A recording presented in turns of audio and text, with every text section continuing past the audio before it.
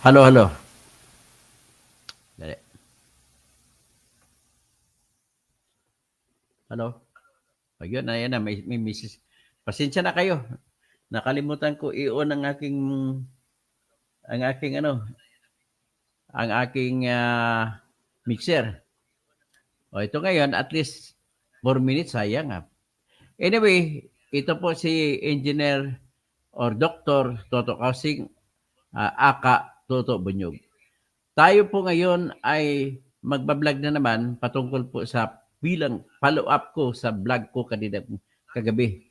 So, ang vlog ko po kagabi ay patungkol sa tumanggap ng pagkatalo ang Smartmatic sa United States of America na kaso. Dahil sila po ay natakot sa mga ebidensya na pinresenta ng One American News Network.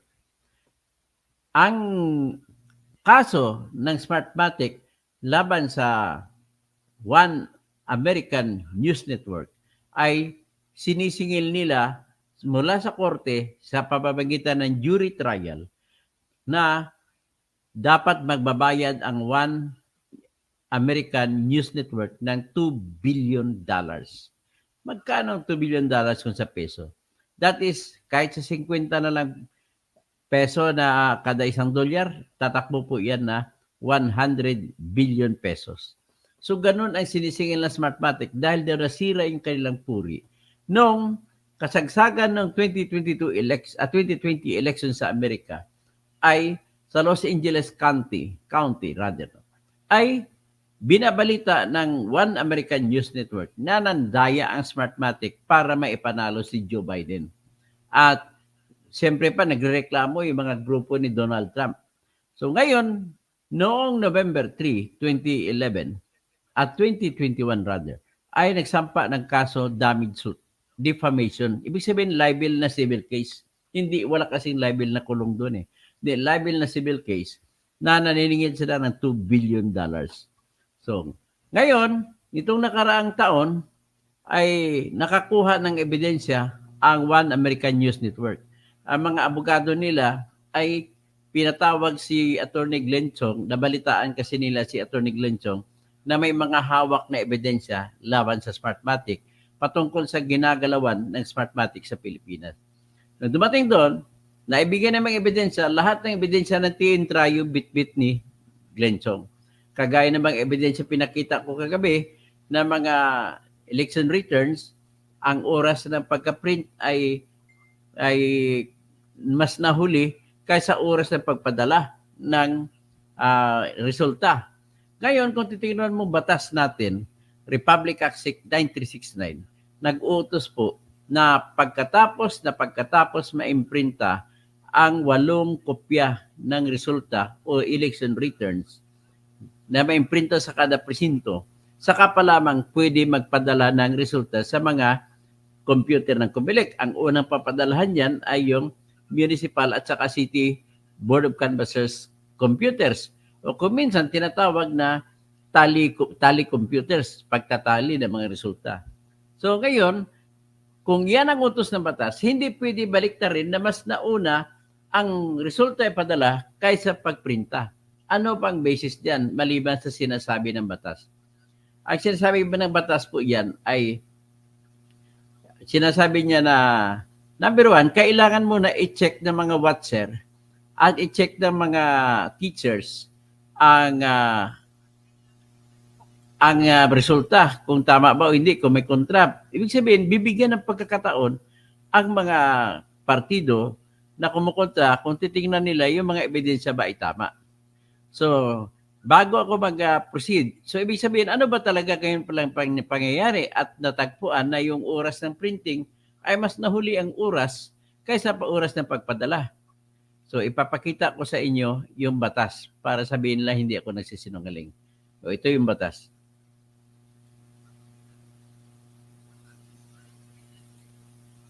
(9369) Okay, sa section 22. Section 22, babasahin natin. Section 22B. Okay? Section 22B. Ayan.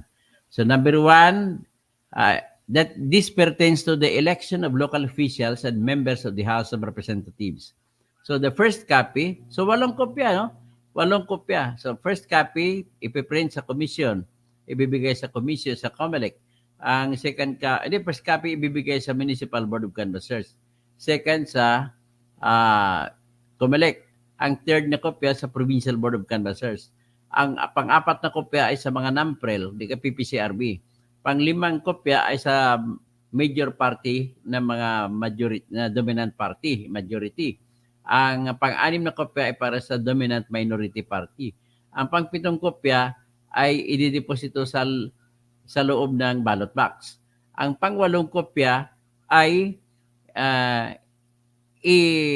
ikabit sa dingding ng eskwelahan, ng kwarto ng eskwelahan kung saan may presinto. At papayagan ngayon kung sino man ang gustong kumuha ng litrato ng resulta. So yan ang nakalagay po sa batas. So number 8, ang pang-8 kopya, ayun nga sa conspicuously wall, no? Na pwede rin makita kung sino man gusto magkuha ng litrato. Pang-9 ay pabibigay sa 10 accredited major national parties at excluding dominant majority and minority parties. So anyway, nakalagay dito sa after na paragraph 13 ng section 22. After that, may 2 paragraphs. Sabi niyo, within 1 hour after the printing of the election returns, the chairman of the Board of Election Inspectors or any official authorized by the Constitution, the Commission, shall in the presence of watchers and representatives of the accredited citizens armed political parties, candidates, if any, electronically transmit the precinct results. So, ibig sabihin, electronically transmit the precinct results. So, within 1 hour, after, sinabi na batas klaro, after, pagkatapos, kung sa Tagalog pa, 1 oras, sa loob ng 1 oras, matapos maimprinta ang mga election return, saka pa lamang ipapadala yung resulta doon sa Municipal at City Board of Canvassers at saka sa COMELEC at saka sa PPCRB. Yun ang nakalagay po sa batas natin. Hindi po ito maaring suwayin kasi itong batas na ito. So ngayon, pag lumabas po sa record ng tinatawag na election returns na yung oras na pag-imprinta ay mas nahuli kaysa pagpadala ng resulta, ibig sabihin, klaro na may daya. Hindi mo na pwede masabihin baka lang may daya. Hindi. Sigurado na yan. Conclusive na may daya. Okay? So, ganoon lang kasimple yan. So, kung conclusive na may daya, ano dapat ang mangyayari? Mamaya ipapakita ko sa inyo. So, iyan pinapakita ko lang muna sa inyo na yan ang batas natin.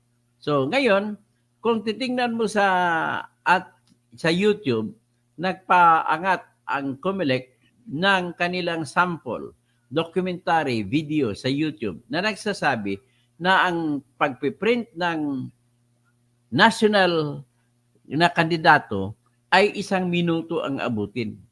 At kung magpiprint naman ng local ay 30 seconds ang abutin. So, sa ngayon, sa utos ng COMELEC, hindi naman i-imprinta ang lahat ng 22 copies, kundi 8 copies lamang.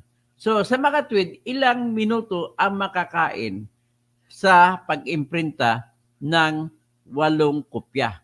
Okay, 8 kopya ng national na kandidato, 8 kopya ng lokal na kandidato. Ngayon, kung 1 minuto ang national, ibig sabihin, ang kakainin ay 8 minuto. Pag pinintra mo na ngayon, i-imprint mo na ngayon, yung local na 30 seconds, ibig sabihin, 4 na minuto ang makakain. So, matotal, ang kabuuan magamit mo ay 12 minutes. So, ibig sabihin, pag sinunod natin yan, at kung mabilis, na 12 minutes makukuha, mayroon pang sinasabi dito na sa batas, na yung pang-8 kopya, yung pang-8 kopya, sinasabi dito, ay ilalagay sa dingding ng eskwelahan, sa loob ng kwarto ng eskwelahan kung saan may presinto para makuna ng litrato ng kung sino man ang gusto na kumuha ng kopya ng litrato. Okay? So, ganon yon. So ngayon, siguro kung gusto ninyo, hagilapin ko rito sa YouTube ang COMELEC COMELEC demonstration video of printing of election returns.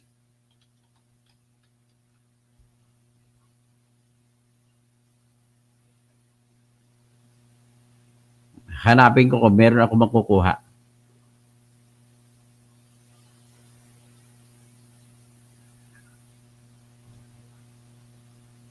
Siguro malamang ito na yon.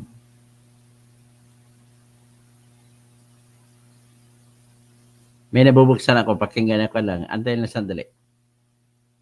Gusto ko lang ipakita to para yung mga nagdududa sa akin, mawawala yung duda nila.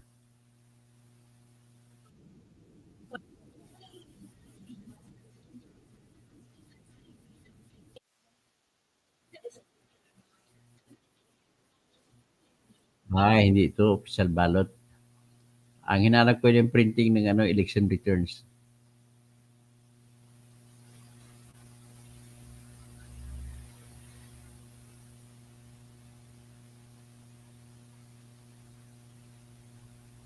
Anyway, wala ako nakita, no?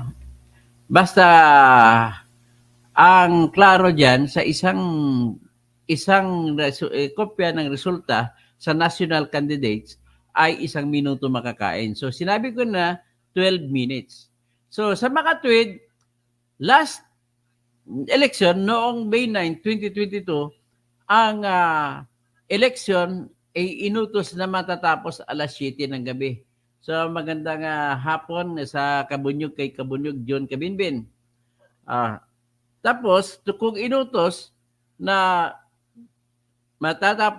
inutos na pag matapos ang eleksyon sa botohan sa alas 7 ng gabi, saka pa lang pwede mag-imprinta ng resulta. Tama? Okay. So ngayon kung pag-imprinta ng resulta, ibig sabihin susukat ka ng 12 minutos na kakainin mula sa alas 7, sarado. Ang alas 7 na pagsasara ng presinto po ay kahit sabihin na natin alas 5 wala nang pumapasok na botante, hindi pwede magsara ang presinto. Nasa batas kasi na sundin ang resolution ng COMELEC kung anong oras ang inutos na magsara. So kung may dumating alas 6, pabutuhin pa rin. Tapos kung may sitwasyon kagaya ng maraming botante sa Metro Manila, karamihan, ay kung alas 7, marami pang pumipila, pabubutuhin lahat na nakapila. Kasi bawal po sa batas, ikukulong ang mga teacher na hindi magpapabuto. Kasi criminal offense yung bawalan ng tao na bumuto. Okay? So ngayon, sabihin natin alas 7 natapos, mga alas 5, alas 6, wala na po dumarating na botante. So alas 7 nagsara. Pag nagsara ng alas 7, sabi ko kanina, ang unang gagawin nila ay gagawa ng minutes. Gagawa ng minutes ang teachers, tapos papirmahan sa mga botante na nandoon. Hindi botante, watchers. Okay. Ililagay kung anong oras nag-umpisa ang botohan. Ilalagay kung ilang tao ang rehistrado na bumoto sa presinto na yon. Ilalagay kung ilan ang sumipot para bumoto. Ilalagay din kung ano ang serial numbers ng mga official ballots na binigay ng COMELEC. Mula sa anong serial number hanggang sa anong serial number. At ilagay din ang serial numbers ng lahat ng baluta na nagamit. So, sa tingin mo kaya, pagkatapos niyan, ilalagay din, sulat din mga insidente at kung anong oras natapos. Kung may halimbawa, may nagreklamo, kung may nag-assist sa mga bulag, pipi na botante, o di kaya nag-assist sa mga no read, no write, o illiterate, isusulat din sa minutes. Kasi siyempre dapat tao mismo ang bumoto, siya lang mismo makakasulat sa kanyang baluta. Pero sa panahon, sa sitwasyon na may bulag, may pipi at bingi, sila ay asistihan ng kanilang pinili na mag-assist sa kanila. O ang tawag dyan sa English, assistor.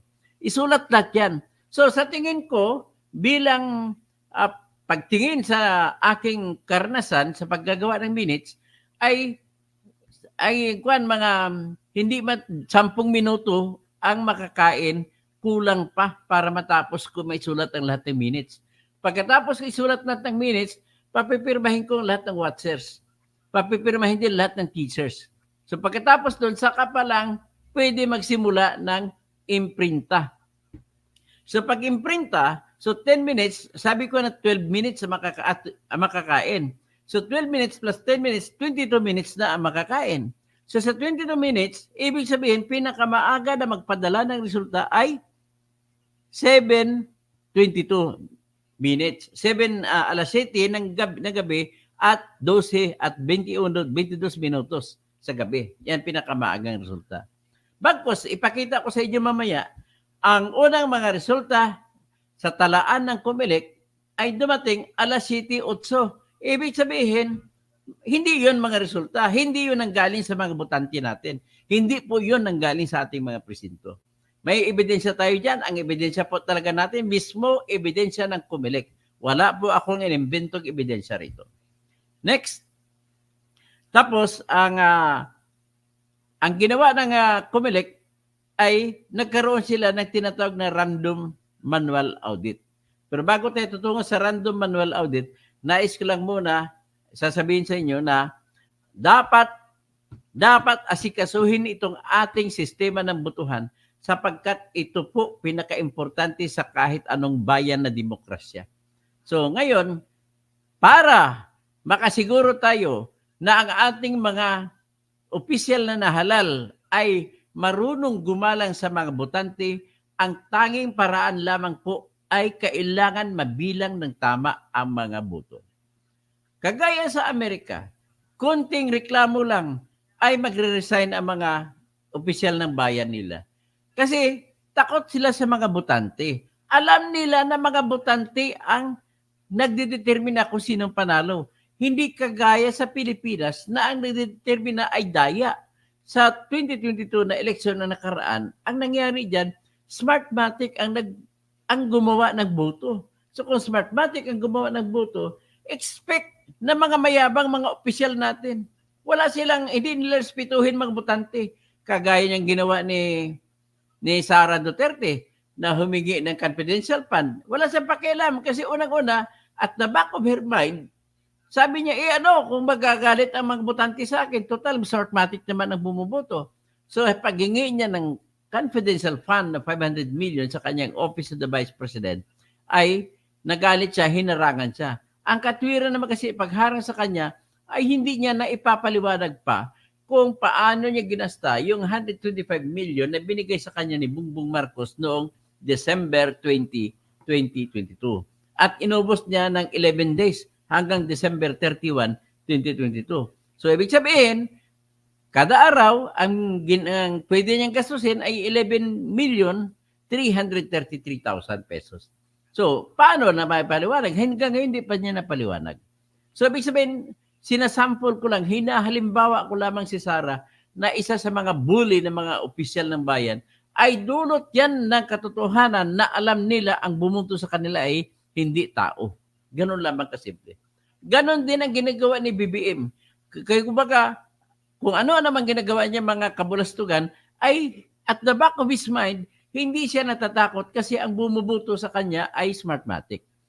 Tapos, ganon din ang mga ginagawa nila ni Duterte. Kasi sa ngayon, sa totoo lang, yung 2019 na elections na nanalo yung mga lahat ng administrasyon ng kandidato pagka-senador na utso diretso lahat ng opposition, ay Smartmatic din yun napapanalo doon. Tapos, yung pagpanalo ni Bongbong na 31 million at saka ni Sara na 32 million noong nakarang election, ay si Duterte po yun ang nagipag-usap sa Smartmatic. Tinapos na lamang ni Lisa Araneta Marcos. So kaya ganun kayabang yan sila ni Duterte kung magsalita. Wala silang takot sa mga botante. Bakit sila matatakot sa botante? Hindi naman botante bumuto sa kanila. Alam naman nila yan. Ganun lamang o kasimple. So ngayon, mamaya, ipakita ko sa inyo mamaya ang ebidensya kung paano ko masasabi na meron talagang solid evidence na nagdaya talaga. Smartmatic ang binasihan. So ngayon, ang tanong, unang tanong, Yung Smartmatic ay yung COMELEC, natandaan ninyo na nagsampa ng kasong disqualification ang grupong Tiin Trayo. Sila ni Mr. Frank Isaac, si Mr. Gas Lagman, at saka si retired General Eliseo Rio na dating Secretary ng Department of the Interior, Department of Information, Communications and Technology. So ngayon, ang kanilang sinampang disqualification, di pinapadisqualify nila po ang Smartmatic at nanalo naman sila. Ang problema lamang dito sa COMELEC, ang ginawa nila, yes, pinaboran nila sila ni General Rio, pero ang ginawang katwiran ay iba. Hindi yung katwiran na nilagay nila ng Tiin Trayo doon sa kanilang petition. Ang katwiran na nilagay nila sa petition nito para ipa-disqualify ang Smartmatic ay yung mga pandaraya na nangyayari kagaya niyan ng ang nangyari, mga boto na binilang sa kanila ni Bongbong Marcos ay nanggaling sa isang makina lamang na may numero na 192.168.0.2. Bakit? Anong diferensya dyan? Kasi ibig sabihin ay nanggaling doon sa isang makina lamang ang boto na binilang. At dapat, kung susundin natin ang batas na Republic Act 9369, na binasa ko pa Section 22 nagsasabi na sa loob ng isang oras matapos ang eleksyon ay mag-imprinta muna sila. Mag-imprinta ang mga teachers ng resulta. Pagkatapos na ma-imprinta ang 8 kopya, saka pa lang sila magpadala. So yan, ngayon nakikita kung ipadala galing sa kada presinto, kada makina ng computer po sa mga presinto ay iba-iba ang numero. So kung iba-iba ang tinatawag na numero, yan ang tinatawag na Internet Protocol Address Number. So kung iba-iba at kung merong 107,000 na election na makina sa buong Pilipinas noong 2022, ay dapat 107,000 din na numero. Diba? 107,000 din na numero para sa 107,000 na makina ng kada presinto. Ang nangyari, isa lang numero. Hindi 107,000 na numero. Isa lang. Ang numero ay 192.168.0.2. Ibig ba sabihin yan, nanggaling sa mga presinto, simula sa Apari hanggang Tawi-Tawi, at pumunta muna sa isang makina na 192.168.0.2 bago itinapon ng makina na yan, 192.168.0.2 sa computer ng COMELEC, at ang tatlong uri ng computer ng COMELEC na pinagpasahan ay Municipal or City Board of Canvassers na computer kung saan itatali doon ang mga boto. Next is, ipadala direkta sa COMELEC National doon sa para gagawin nila kanilang record o backup copy. Ang pangatlong kopya ay ipadala nila sa PPCRB, Paris Pastoral Council for Responsible Voting. So, at yun naman, ang ipadala sa computer ng PPCRB na noong 2022 May ay inilagay sa University of the Philippines, University of Santo Tomas, ay yun ang pagbabasihan ng mga news outlets ng ABS-CBN, GMA7, Rappler, TV5, Radyo Bombo, Radyo Bandera, kung ano pa. Doon sila kukuha ng resulta sa PPCRB na pangatlo. So ngayon, dapat, sabi ko nga, dapat manggagaling direkta, ayon sa batas, manggagaling direkta sa mga presinto natin. Papunta sa Municipal or City Board of Canvassers, papunta sa PPCRB, papunta sa COMELEC National. So, sabi ko kanina, kung sinunod ang inutos na batas, ay magkakaroon ng pagpadala ng numero ng mga makina na 107,000 na numero na magagaling sa mga kani-kanyang makina mula sa mga presinto sa Apari hanggang sa Tawi-Tawi.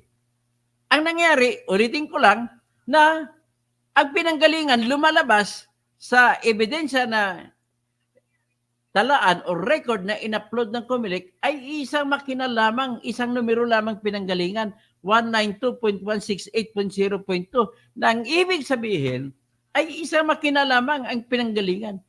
So tanong ko kanina, pwede ba mangyari na bago tinapon sa mga computer ng Comelec, ang resulta kada presinto, tinapon pa ba muna doon sa makina na may numero 192.168.0.2? Yan ang tanong dyan. At bago itapon ang 192 ng makina na 192.168.0.2 sa mga computer ng Comelec? So, yan ang pangalawang tanong. Ang sagot ko dyan, sa mga ebidensya na nakuha, ay hindi po siya nagpapakita na mula sa presinto, tinapon sa isang makina na tinatawag ni Garcia, na Chairman Garcia na gateway. So, kung tinapon doon, ay dapat ang aking katwiran ay ang aking ebidensya kung bakit hindi mangyari ay yung pag-imprinta, yung resulta na inimprinta, dapat magpapakita na ang oras ng imprinta ay dapat mas nauna ang oras ng imprinta kaysa oras na pagtanggap ng isang makina. Sa halimbawa, pagpalagay natin isang makina, 192.168.0.2, dapat mas huli ang oras ng pagtanggap kumpara sa oras ng pag-imprinta. Ngayon, lumalabas sa aking ebidensya na hawak ay ang oras ng pag-imprinta ng mga resulta sa kani-kanyang presinto na nakuha namin ay mas huli. Meron dyan alas 9, pero dumating na alas 8 o alas 7 o alas 7:30. Ibig sabihin, ang pinanggalingan ng boto na ipinasa muna sa makina na 192.168.0.2 ay hindi nanggaling yan sa mga presinto natin. Kumbaga, gawa-gawa na nila yun. Ang tawag niyan sa English, pre-program. Inimbento na nila yun kung ilan ang botante sa kada presinto at nag-aantay nila sila ng oras at i-upload. Ganon po yun na nangyari dyan. So ngayon, ang ginawa naman ng Comelec para mapagkapaniwalaan sila, gumawa sila ng tinatawag na random manual audit. Ano ba yung random manual audit? Pag tinignan mo yung batas natin na Republic Act 9369, basahin natin 9369 para hindi ako nagmamarites sa inyo. Ang nakalagay po dito sa random manual audit ay napakaluwag. Hindi nagdetalye ang batas kung paano gagawin ang random manual audit. Yan Section 26 which says that Section 24 ng 9369 na Republic Act. Sabi niya, a new Section 29 is hereby provided to read as follows. Section 29, Random Manual Audit, where the AES, ibig sabihin ng AES, Automated Election System is used, there shall be a random manual audit in one precinct per congressional district. Yan ang detalye, isang presinto sa isang congressional district, randomly chosen by the commission in its province and city. And any difference between the automated and manual count will result in the determination of root cause and initiate a manual count for those precincts affected by the computer or procedural error. Ganun lamang kasimple. Kung sa Tagalog pa, Tagalogin natin para maintindihan ng mga kababayan natin na hindi masyado nakaintindi ng English. Random manual audit. Kung ang gagamitin na eleksyon na sistema ay automated election system, kailangan magbuo ng tinatawag ng random manual audit. Ang ibig po sabihin ng random manual audit, yung bubuksan ang mga presinto, ang ballot box, kukunin ang mga baluta at bilangin. Tingnan ang mga boto ulit kung tumugma ba sa resulta na pinadala sa election returns. So, naintindihan nyo ba? So, kung tumugma, ibig sabihin, tama. Okay? So, ngayon, at dahil ang mga baluta na kukunin dyan sa manual audit sa ballot box ay ang pinagbasihan din ng resulta na pinrint electronic at pinrint at pinadala through electronic means sa lahat ng computer ng COMELEC, dapat 100%, di ba? Tama, di ba? Kasi kung halimbawa, sabi natin 100 ang baluta na hinulog sa ballot box. So kung 100, dapat pag kinounter check mo o binangga mo yung resulta na hawak ng COMELEC, dapat 100 din ang bilang ng mga baluta, ng mga official ballots. Di ba? Tama? So sabihin nila, ang laging katwiran nila ni George Erwin Garcia, bakit pa natin pagdududahan ang eleksyon natin nakaraan? 99.9% naman accurate. Hoy! Ano bang lohika ninyo? Ang logic po dyan ay ganito. Kung 100 ang balota na pumasok, na pinasok doon sa ballot box, pagbilangin mo manual, dapat 100 din. Hindi pwede sabihin 99 lang. Asa ng isa? Kung nawala ang isang baluta, ibig sabihin, hindi yun resulta. Simple, di ba? So kahit pa sabihin natin 99% accurate, sabihin mo 99% accurate. Pero kapag may isang baluta na nawala, ibig sabihin, ang resulta na pinadala galing sa computer, papunta sa computer ng COMELEC, ay hindi yun resulta. Daya yun. Dapat kung 99 ang baluta na nakapasok sa loob ng baluta, ay 99. 99 din dapat ang total ng baluta na makakarating doon sa computer ng COMELEC. Di ba? Ganun lang kasimple. So, ibig sabihin, sa report ng COMELEC, ang report mismo ng COMELEC ang magpapatunay ang aking hawak na ebidensya, an evidence beyond reasonable doubt that they manipulated the elections in May 9, 2022.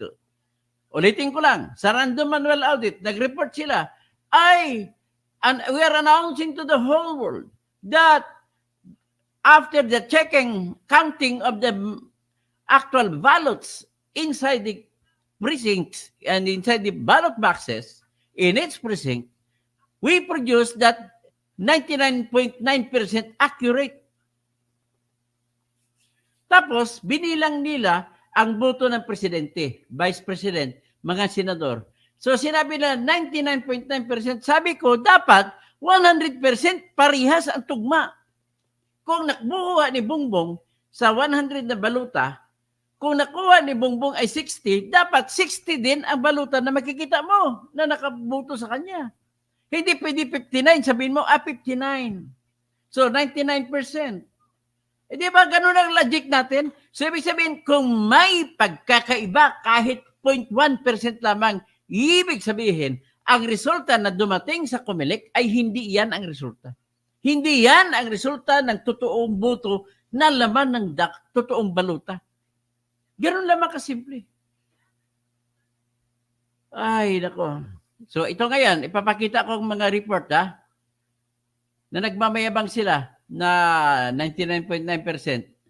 Ang report nila na 99.9%, ito mismo yung ebidensya na namirong dayaan. O, tingnan natin.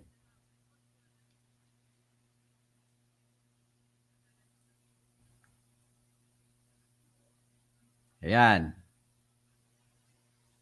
Yan, ang report ng COMELEC. 99.9% daw accurate. Dapat, sabi ko nga, ibig sabihin na wala yung 1%, ang 0.1%, saan napunta? Kung hinagkaiba yan, ibig sabihin, hindi yan. Hindi yan ang election returns, ay hindi yun ang nagre-representa kung ano ang laman ng ballot box. Ganun na kasimple. So, ngayon, nakita nyo? Ako ay nagsasabi, ginagamit ko lamang dito ang aking lohika bilang logic sa isip ko. I'm sure, magbabasa ako dito kung sino man ang makapagsabi ko anong inyong comment dito. Do you agree with me with my argument na dahil ang ni-report inamin ng COMELEC ay hindi 100% kundi 99.9%? Ibig sabihin yan, kung ano ang laman ng baluta ay ibig sabihin ba niyan ang report ng resulta ng eleksyon na binigay sa COMELEC ay hindi iyon. kumpara sa baluta na kung ano talaga matagpuan mo sa baluta. O ngayon, sabi naman ang mga comment dito na si Arraos, dapat may pakita sa Supreme Court ang daya nila, ma-print out ang ebidensya, attorney. Yun, ito na nga. Kaya nga, naasar lang ako kasi mga nagsampa ng kaso ay ayoko sabihin. Mukhang may pagkakamali mga abogado nagsampa. Kaya magsasampa na rin ako talaga ng kaso nito sa COMELEC. Say ako ito, baki isa kayo sa amin na patalsikin si BBM. Si Binbin. Gandang hapon po, Engineer, Attorney Kausing, mabuhay po kayo. Jose Cabog, DD is not to be trusted anyone. Duterte Alliance not fit at all times. Si Aljan Angeles, salamat po sa lahat. Natuto na kami. Okay. Si ako ito, ginamit nila si Sara. Tapos ako ito, grabe si Bangag. Ako ito, BBM Mandaraya, JC Garino, Good Day, Kabunyog, may Senator Toto Kausing. Salamat. Aljon Angeles, yes po, ako ito. Ang mga DDS ay nakikiisa sa laban ng mga Pinks. Ricky Mantili, good afternoon, Attorney Engineer Toto Kausing, Senator ng Masang Pilipino. Ako ito, Pinks and DDS should unite to kick Marcos out of the palace.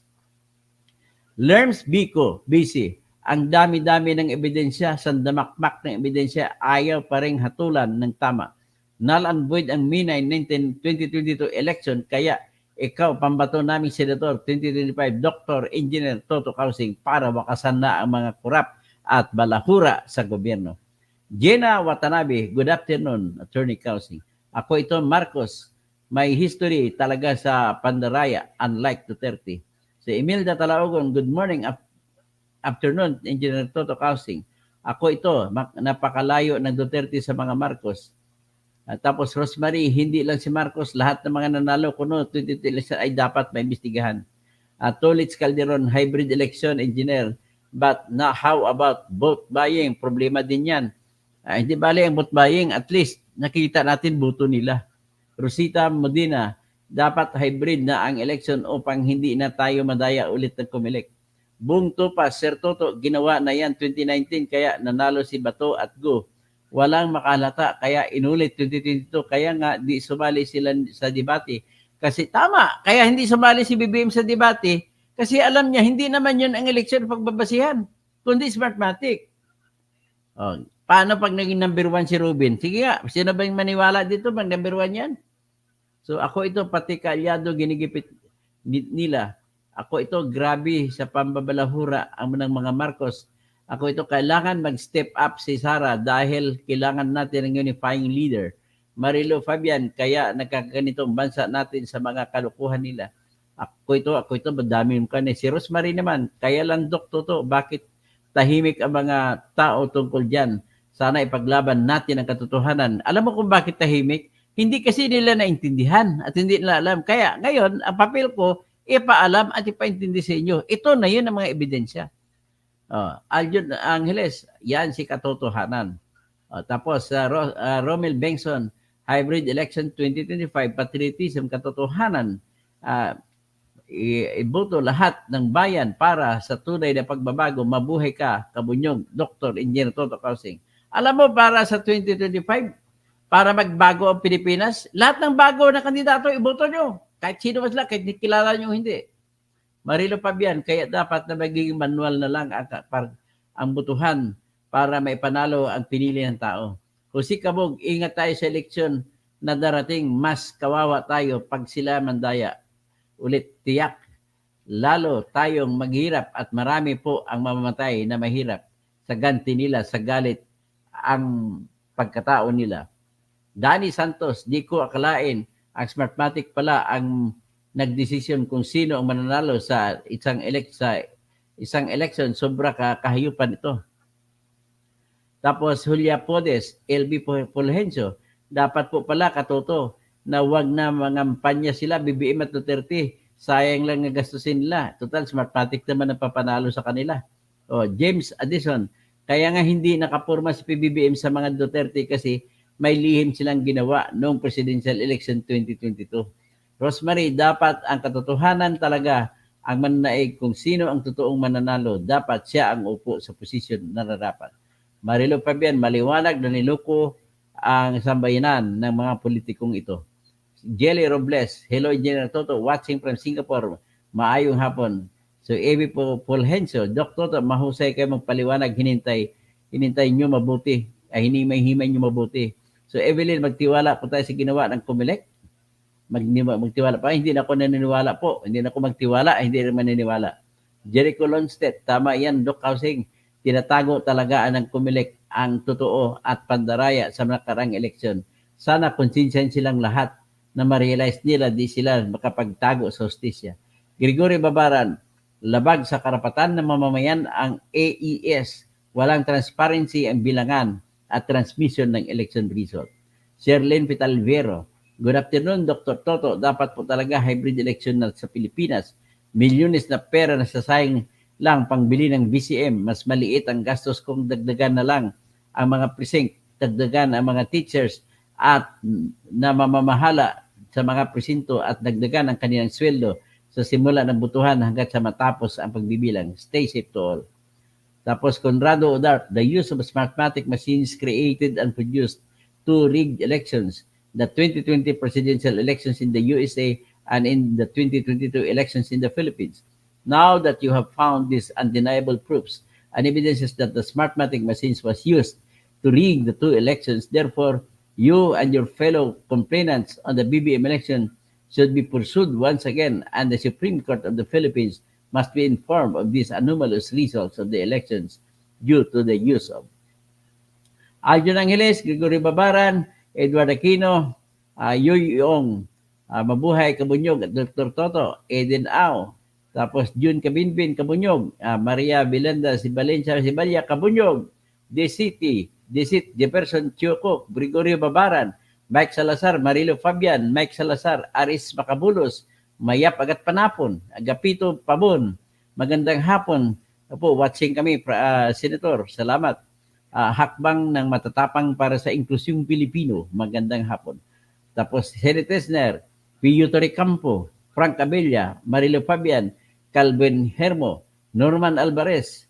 Tapos, ayun pala, mga walang sound ako kay JC Llagas, Adela Palangka, magandang shout out sa inyo. Nathan Alvarez, Marilo Fabian, Henry Taburada. Tapos si Edgardo. Tapos Marisa Garcia, si Adela Palangka ulit. O sige, patuloy tayo. So, nais ko lang, bago patuloy, nais ko lang iklaro dito. Sa report ng Comelec, sa kanilang pag-check, random manual audit, ay pinilabas ko ang batas. Ang batas ay hindi klaro sa pagsasabi kung paano gagawin ang random manual audit. Okay. Nais ko lang i-discuss itong random manual audit na ito na may kulang ang batas sa paggagawa. Ano ang ginawa natin? Bakit kulang? Basahin natin ulit. Nakalagay sa random manual audit na kung gagamitin daw ang automated election system, ay magkakaroon ng random manual audit sa isang presinto kada isang distrito na random ang pagpipili. Ang pipili, komisyon, ibig sabihin Comelec, dito palang mali na ang ginawang batas. Bakit? Siyempre, pag magdaya ang Comelec officials, depensahan nila ang kanilang pandaya. So, paano man na-depensahan kung sila rin na mag-check? Diba? Alingin niya? O paano mo na malaman na ngayon kung tama ito? Kasi siyempre, depensahan ng Comelec na tama sila. Kung sila naman ang mamimili, kung sino mag-check, kung aling presinto ang pipiliin na para ibuksan, ay siyempre, depensahan nila kung ano na yung pinurman nila presinto, yung pipiliin nila. Ganoon na kasimple. Kaya nataalala mo ba sa report doon, ang kumontrata po sa lahat sa pagdadala ng lahat ng mga paraphernalia ng elections, kagaya ng balota, gaya ng ballot boxes, election, lahat-lahat, at pagdala sa kada presinto at pagpababalik mula sa presinto, ibalik sa Maynila, ay ang F4 Logistics na pag-ari ni Dennis Oy. Ang F4 Logistics na pag-ari ni Dennis Oy, ang kanyang headquarters sa kanyang warehouse ay nandoon sa Cavite. So ngayon, nung araw ng eleksyon na yon, yung tagtapos ng eleksyon, di ba maraming report na nakita na mga ballot boxes na nakita, mga election paraphernalia na nakita, tinatapon sa basurahan? Hindi kaya yun ang totoong mga eleksyon at pinalitan ng mga nakaprograma na mga resulta para yun ang bitbitin, dadalhin para ima-manual audit? Walang yan malamang ang nangyari.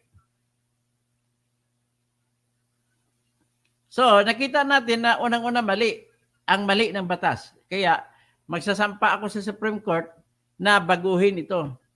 Dapat, kasi ang nangyari dito, ang COMELEC para siyang treasurer, may hawak ng pera. Ang auditor na mag-check kung paano ginasta ang pera ay COMELEC din. Ibig sabihin, ang treasurer tsaka COMELEC, ang treasurer tsaka auditor, isa lang. Hindi pwede, dapat iba yung auditor. So, nangyari dito, COMELEC ang nagpapagawa sa pababagitan ng paggamit ng Smartmatic, sila nagpapabilang ng mga boto at kung chichikin kung tama ang bilang, sila rin, mali. So, yan mali ang batas, Section 29. Okay, ito magiging subject matter ngayon ito ng aking pag-petition sa Supreme Court. Susulat ko na dito. Section 29 or 22 of RA 9369. Yan. Kailangan mag-petition ako, pababago ito. Petition sa Supreme Court, babaguhin ang batas na ito. Dapat, ang mag-random audit ay ibang tao. Dapat gilagay ito, dapat ang mag-random audit ay mga kasapi ng partido, mga tao. At yung mga kasapi ng partido, sila yung magdetermina kung paano gagawin. Ang problema, pangalawang problema sa batas na ito, ay hindi nagdidetalye kung paano gagawin ang pag-manual audit, ang pag-manual count. So, ibig sabihin, binigay ng buong buo sa COMELEC kung paano gagawin. Which is, ang tawag namin dyan, undue delegation of powers. Which is unconstitutional. Pagka ganon, dapat palitan yan. Kasi pag binigyan mo ng kapangyarihan na walang limitasyon, mag-abuso. Kaya inabuso na nga ng COMELEC. Sa pag-abuso ng COMELEC, ay ang kanilang pakay ay matabunan ng pandaraya. Kahit gano'n na nga, lumusot pa rin. Dahil may Diyos bakit ko nasabi na lumusot? Sapagkat, bakit lumusot? Kasi lumabas na ang kanilang napili na minaniobra ng mga ballot boxes na pinalitan ng mga baluta ay lumalabas na hindi pa sa 100%. Dapat 100% ang pag-batch. Hindi pwede lang 99.9%. Ulitin ko lang, ibig sabihin 100, hindi pwede mangyari na nawala ang isa. Kung mayroong 100 na baluta sa loob ng kanilang isang presinto, pag binuksan mo, dapat ikumpara mo sa automated counting, dapat parehos din, dapat 100 ballots din ang nakalagay sa ating resulta. Ang nangyari, 99.9, may nawalang isang baluta. Hindi pwede yun. Ibig sabihin, iba na yun. Hindi na yun yung original. Hindi na yun ang genuine. Pinalitan na. Ganun lang kasimple. Okay, are you still with me? Okay. Basahin ko muna yung bagong comment. Lerms BC, malaking bagay ang pakikiisa ng mga nakakaunawa na dapat magsalita. Makakomento kasi sa iba, evil triumphs when good men do nothing. Tama po kayo. Therefore, we must do something. Support Toto Kausing, 2025, Senator. Tatakbo talaga ako pag senador. Hindi ko nahiya pagsabi. Kaya bakit ako mahiya? Kasi unang-una, pag hindi ako tatakbo, sino naman nasa natin? Sila uli. Na binababoy lang mga batas. Kagaya nito, paggawa ng batas ng election law. Binababoy. Gagawin pa kung sino mag-check ng trabaho ng COMELEC. COMELEC din nilagay mo mag-check. Oh. So, Lerms BC, malaking bagay ang pakikiisa ng mga nakaunawa. Nabasa ko na yan. Si Josie Istoso, attorney, hindi masabi-sabi ni Digong na dinayin ni Marcos ang election 2022 dahil kasama ang anak niyan. Tama! Kasi kahit si Attorney Glenchong, hindi niya masabi-sabi na si Sara dinaya. Alam naman niya, dinaya pa pati kay Sara. Kaya kakampi niya kasi si Duterte. Cecil Esquivel, Dr. Toto Kausing, good day, tama po kayo. Totoong naglubid ng paliwanag si Garcia ng COMELEC ng 2022 election na wala po approved procedures gumamit ng modem using one IP address. Totoo violation yan. Itong si Kwan, naalala ko, Cecil Esquivel, naalala ko sa Senate hearing ng 2024, September 14, 2023, ay tinanong si Garcia ni Coco Pimentel, paano mo maipapaliwanag na iisa lang ang IP address na lumalabas na ginamit? Sabi niya kasi nagpumalit na ng 4G yung globe. So kailangan bibili kami ng 20,300 na bagong modem. Ngayon, ibig mo ba sabihin yung modem na binili mo, iisa lang IP address nila? Alam mo, walang alam sa IT, tapos sabi, oo. Tapos paano, bakit iisa lang ang gateway? Ngayon, ang problema dito ni Garcia, nahuli siya sa sarili niyang bunganga. Bakit? Para mangyari yun, para maging legal yun, sinasabi niya, dapat magkaroon ng tinatawag na equivalent resolution ng COMELEC. Ang problema, wala kayong ipinakitang resolution ng COMELEC para i-authorize yung pagbili ng bagong modem na 20,300. Para i-authorize yung paggamit ng isang makina, gateway daw. Walang may pakita mga resolution. Kaya talagang dinaya tayo. So, sino pa? Tama, Sir Toto, no? Ibubuto kita, pati si Sir Inso. Tama po. Salamat po. Minga at Adchaw, no? Maraming salamat. Low budget ligo, corrupt Smartmatic, dapat So anyway, proceed tayo. So ngayon, ang ginagamit na random manual audit ay mali, hindi ba tama? Ngayon, siguro ipakita ko lang sa inyo kasi isang oras na tayo. Madalian na lang, napasada, kung ano mga ebidensya ko, ipresenta ko na lang sa sunod. Kasi ang tawag nito, medyo na tayo. Kinakapos ng oras.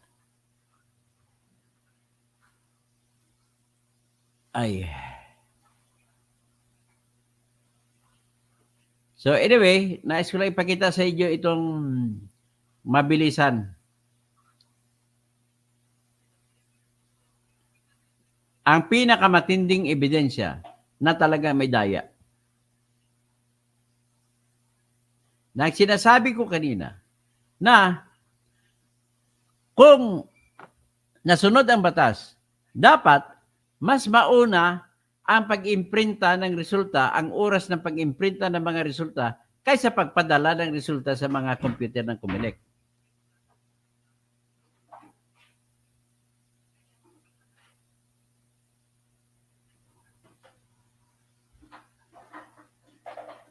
So ito yon.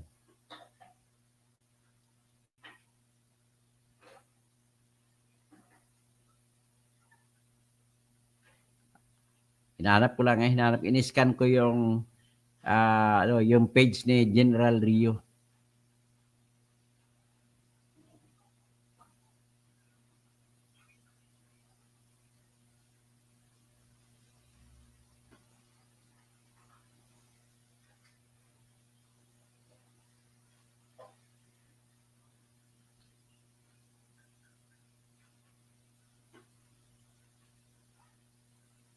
Okay, nakita ko na, no?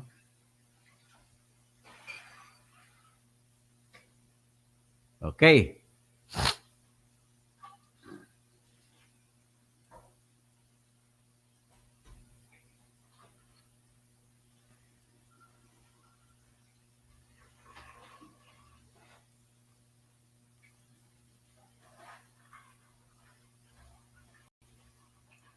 So makita nyo, yan ang page po ng General Rio. Dadalhin ko kayo doon sa ebidensya para magpapakita na mas nauna pa napadala ang resulta kaysa pag-imprinta ng resulta. At ito pinakamatibay na ebidensya na nagkaroon talaga ng dayaan. Na pinakamatibay na ebidensya na ang binilang ng COMELEC ay hindi boto ng tao kundi boto ng Smartmatic. O ito, nakita niyo ba yan? O, nakita ninyo yan. Nakalagay, yan po ang presinto sa Barangay 73, Caloocan City. Ang precinct number niya is 750-10757. Ang imprinta, makita nyo sa itaas, sa kaliwa, banda, yung yan ang papel na iminimprinta. Makita sa kaliwa, sa pinakamaitaas ng papel na yan, naka-imprinta ang oras na pag-print na 20 hours, 39 minutes, and 23 seconds. Ngayon, i-confirm natin kung anong precinct number ito. Ang precinct number ito is 750-10757. O, tapos, i-confirm natin, nakalagay dito, 629 ang voters na bumoto. Tapos, i-confirm natin ngayon sa nilabas na resulta. Pero bago ko i-kuha niya, ito, teka muna, ito yung resulta. Ayon ito sa COMELEC. Records ng COMELEC to. Sa precinct number 750-10757 na may 629 voters na bumoto, dumating ito sa computer nila, anong oras? Noong May 9 ay 19 hours, 27 minutes, and 28 seconds. Pero na-imprinta, 20 hours, 39 minutes, and 23 seconds. Ibig sabihin, pinadala mo ng resulta bago nag-imprinta, which is bawal sa batas. Dapat nakulong na sila ngayon. Yan ang nangyari sa Barangay 73, Caloocan City. Next, ito naman sa Barangay Rosary Heights, Cotabato City. Ang nangyari doon ay inimprinta ang balota alas 12:16 ng umaga, 23 milliseconds, nung May 10 na. Okay? Kasi May 9, ibig sabihin May 10 na sila nag-imprinta.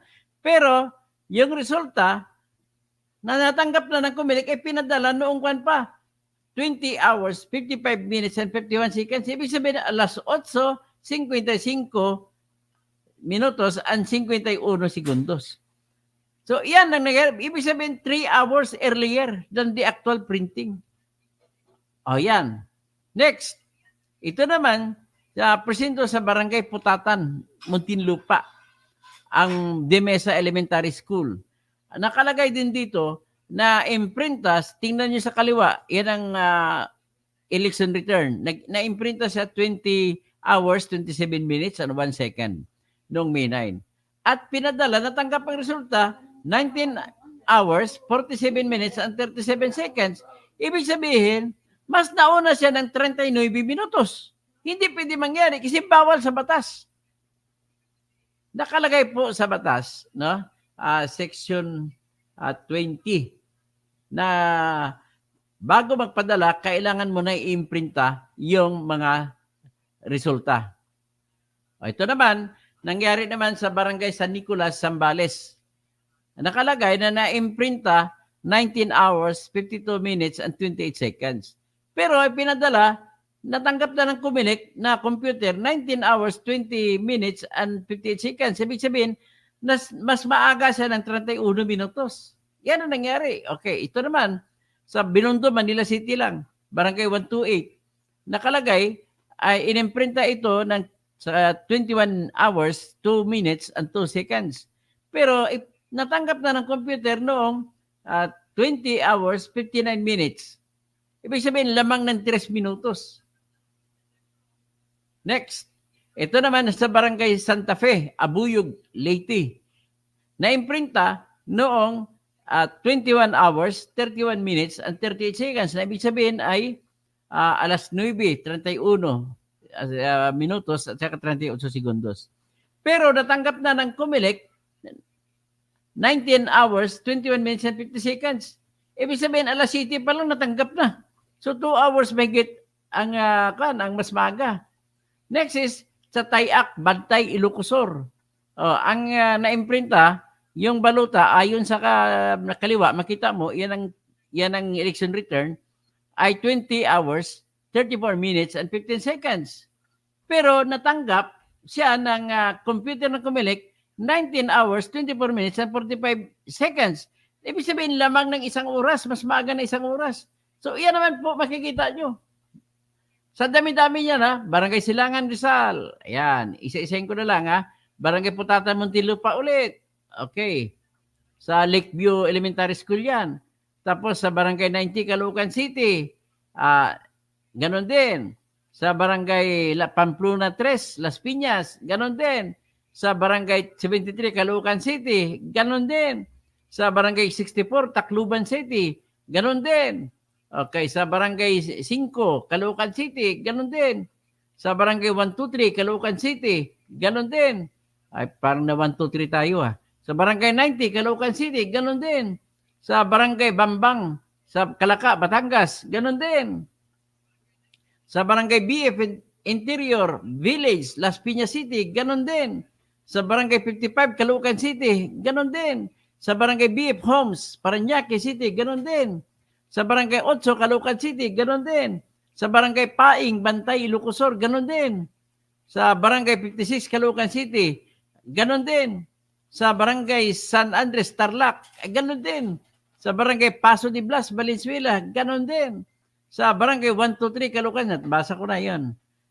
Ito naman sa Malanday, Marikina, ganon din. Sa Barangay 18, Caloocan City, ganon din.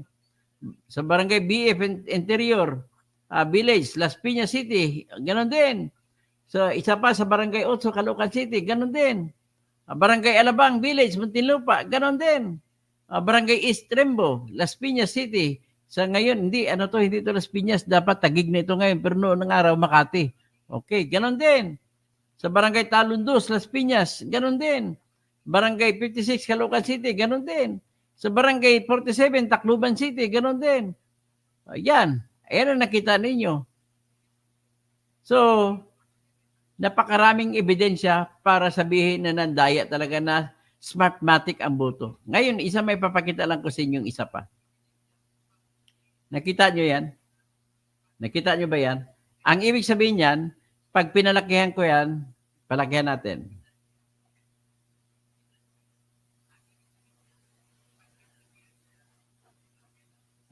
Tingnan nyo, sa unang pagbugso ng mga resulta pagpadala ng alas 17 ng gabi, ay ang naipadala sa mga computer ng Comelec ay 958,000. Hindi? 1,525,637 na boto. Ang napunta kay BBM ay 958,219. Iyan ay 63%. Kay Leni naman, 409,608. That is 27%. Ang kay Pacquiao naman ay 76,668. That is 5%. Ang napunta kay Isko, 54,755. 4% yan. Napunta kay Ping, 26,387. 2%. So, yan ang ang kasunod na bugso na pagpadala ay isang oras, no? Sa 20 million na boto, 20,061,691, ang kabuuang boto na nakuha na ni BBM ay 12,065,875, 60%. Ang nakuha naman ni Leni ay 5,756,125, bali 29%. Ang nakuha ni Pacquiao, 957,851, 5%. Nakuha ni Isko, 874,188, 4%. Nakuha ni Ping, 407,652, 2%. So, yan. Kasunod na bugso, sa 15 million, ang nakaabot na nabuto ay 25,459,000. So, ang nakuha ni BBM ay kabuuan na total 15,339,878. 60% pa rin. So, kay Lene, 29%. Kay Pacquiao, 5%. Kay Isko, 4%. So, hanggat sa pinakahuli na pagpadala, wala nang pagbabago. Laging 60% ang napunta kay BBM. At laging 28% o 29% ang napunta kay Lene. Ang napunta kay Pacquiao, laging 5%, nag 6%, nag 7%. Ang napunta kay Isko, laging 4% lahat. Napunta kay Ping Lacson, 2% lahat. Ano ibig sabihin yan? Paano dapat hindi maging uniform yan? Di ba? Dapat magbabago yan. Kaya lang, sinasabi ng kakampi nila sa Pandaraya, yung PPCRB, that is the law of large numbers. Ayan ang palusot nyo, law of large numbers. So anyway, nakita nyo na yan. Hindi rin ako maniwala kung ganun mangyayari. So ano pa ngayon ano pa ngayon ipapalabas ko? Ngayon, gusto ko lang ipakita ang itong pinakapakay ko. Sagot mo nga, Lay. Pakisagot mo. Gusto ko malaman ninyo na ito, noong nanalo sa Comelec, ito yung grupo nila ni T.N. Trayo, ay nag-utos ang Comelec na disqualified ang Smartmatic.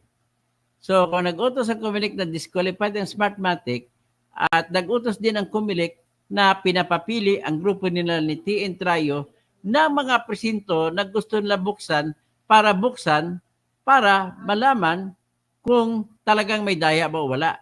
Ang problema, hanggang ngayon ay hindi pa nila tinutupad ang kanilang pangako. Yan ang problema sa Comelec natin.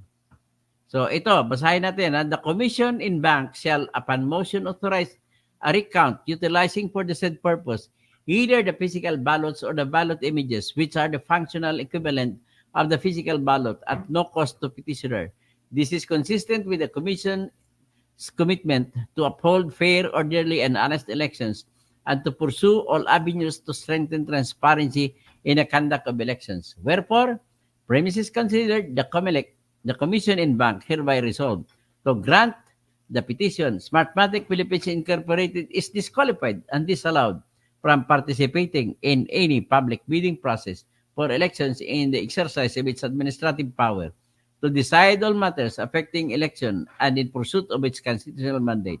Further, the Commission hereby resolves that in the exercise of its administrative power, it may, upon petitioner's instance, order the conduct of the recount of ballots in areas in every region in the country, the procedure and extent of which to be determined at no cost to the petitioner.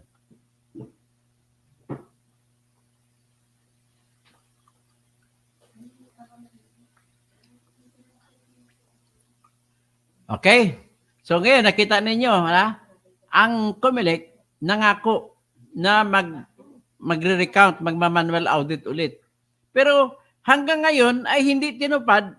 Nagbigay na ng listahan ang grupo ng Tintrayo kung anong mga represento ang bubuksan. Hanggang ngayon hindi pa pinabuksan. Alam niyo ba kung anong pinili ng Tintrayo? Lahat po ng balota sa Santo Tomas, Batangas ang pinili nila. Kasi lahat po ng balota sa Santo Tomas, Batangas ay dumaan sa 192.168.0.2 na makina. So dito natin malaman ngayon kung ano ba talaga yung makina na yan, kung totoo ba nagsasabi. Okay? So ilang muna siguro aking masasabi sa ngayon at 1 oras at 1 hour and 11 minutes na tayo. At magandang hapon, George Erwin Garcia, Smartmatic.